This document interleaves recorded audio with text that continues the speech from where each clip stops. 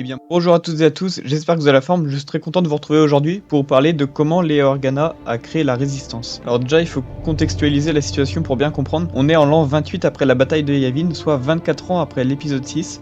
À cette époque, il y a la Nouvelle République qui maintient la paix et l'ordre dans toute la galaxie, et le Sénat galactique avait été restauré. Le but de cette république était de prendre en compte chaque système faisant partie de la République. C'est une république polyvalente, au point même que son siège changeait de planète de temps en temps. À cette époque, il était installé sur la planète Ocean Prime, et c'est donc cette planète qui est détruite dans l'épisode 7 par la base Starkiller. Le gros souci, c'est que le fait de considérer la parole de chacun, ça entraîne d'énormes débats, et personne n'arrive vraiment à se mettre d'accord. Le Sénat va donc se diviser en deux camps différents. D'un côté, on a les populistes, et d'un autre côté, on a les centristes. Les centristes vont donc vouloir un régime politique fort avec un dirigeant. Les centristes les plus extrêmes vont même commencer à devenir nostalgiques de l'Empire, alors que les populistes, eux, veulent la démocratie et la parole de chacun. Ils sont donc pour le pouvoir du peuple. Leia, qui est très influente à cette époque dans la République, dû au fait qu'elle a des origines royales et aussi parce qu'elle a directement combattu l'Empire, se trouve bien sûr dans le camp des populistes. Mais elle va être amenée à rencontrer un centriste du nom de Ransolm Casterfo. Lui, il a un penchant pour l'Empire au point même de collectionner une relique de l'Empire, comme des casques de Stormtroopers, de la garde royale, etc.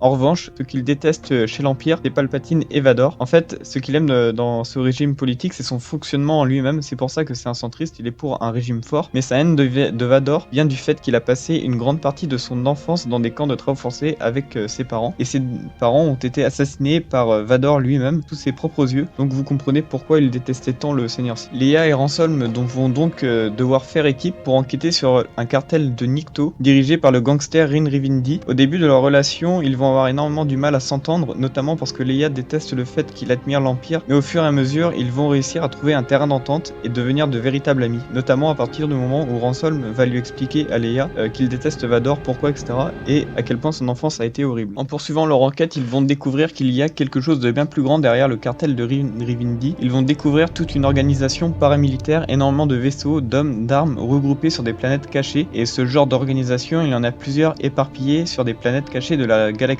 C'est en réalité le premier ordre qui grandit dans l'ombre, et ce depuis la chute définitive de l'Empire, donc depuis la bataille de Jakku environ. Ce qu'il s'est passé, c'est qu'il y a beaucoup de nostalgiques de l'Empire, et les plus extrémistes d'entre eux se sont rassemblés dans le but de former le premier ordre, donc, et de détruire la Nouvelle République qui est trop faible pour eux. Beaucoup de ces pro-empires étaient déjà d'anciens impériaux qui se sont cachés dans les régions inconnues, ou alors c'est tout simplement des personnes qui n'ont pas connu la guerre et qui n'ont pas vu la brutalité et la violence de l'Empire pour comprendre à quel point c'est un régime mauvais. Quelque temps plus tard, une sénatrice du nom de Dame Cariz Sindian, qui travaille dans l'ombre avec le Premier Ordre et qui est pourtant une sénatrice de la Nouvelle République, donc c'est clairement la taupe de la République, va tomber sur un message de Bail Organa, donc le père adoptif de Leia, qui était destiné donc à Leia seulement, mais malheureusement elle n'aura jamais le message et c'est Cariz qui l'ouvrira en premier. Dans ce message, elle va découvrir la vérité sur les origines de Leia. Elle va découvrir que Leia est la fille de Dark Vador. Bail Organa voulait le dire à Leia, mais malheureusement il a été détruit avec Alderaan juste avant. Il faut savoir qu'à cette époque, personne hormis Luke et Han,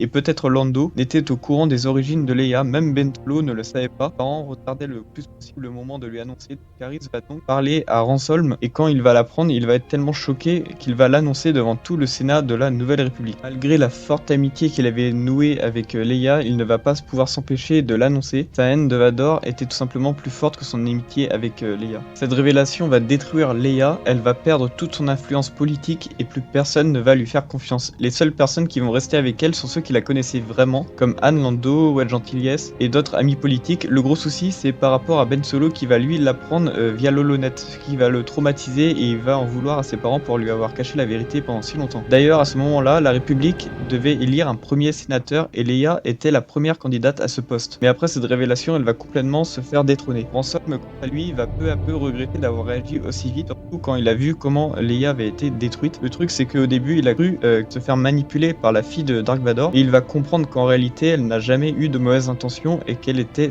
complètement sincère par rapport à leur amitié. Suite à cette révélation et pour faire face au Premier Ordre qui grandit et qui est capable de déclarer la guerre à la Nouvelle République, Leia va décider de créer un groupe appelé la Résistance. C'est un groupe caché de la Nouvelle République et donc illégal, mais Leia ne veut pas baisser les bras, surtout avec la Nouvelle République qui devient de plus en plus bancale. Le Premier Ordre horde qui grandit de plus en plus. Les premiers donc à rejoindre Leia sont donc ses meilleurs amis, donc on peut retrouver Wedge Antilles, Temmin Wexley, l'amiral Akbar, etc.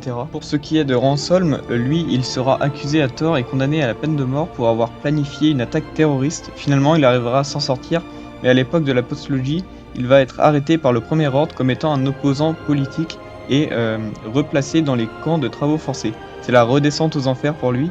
Enfin, il sera libéré par les résistants entre les épisodes 8 et 9. Il pourra enfin retrouver Leia, et malgré tout ce qui s'est passé entre eux, ils resteront amis. Voilà, j'espère vraiment que cette vidéo vous aura plu. Si vous voulez en savoir plus sur toute cette histoire, il faut lire le roman En lien du sang qui est excellent, parce que j'ai essayé de vulgariser un maximum de choses pour pas surcharger la vidéo en contenu. En revanche, pour ce qui est de la création du Premier Ordre en lui-même, j'essaierai d'en faire une autre vidéo pour plus tard. Il faudrait que je lise aussi la trilogie Riposte pour vraiment en savoir plus. J'espère en tout cas que cette vidéo vous aura plu. Moi je vous dis à bientôt pour une prochaine vidéo. Portez-vous bien et à la prochaine.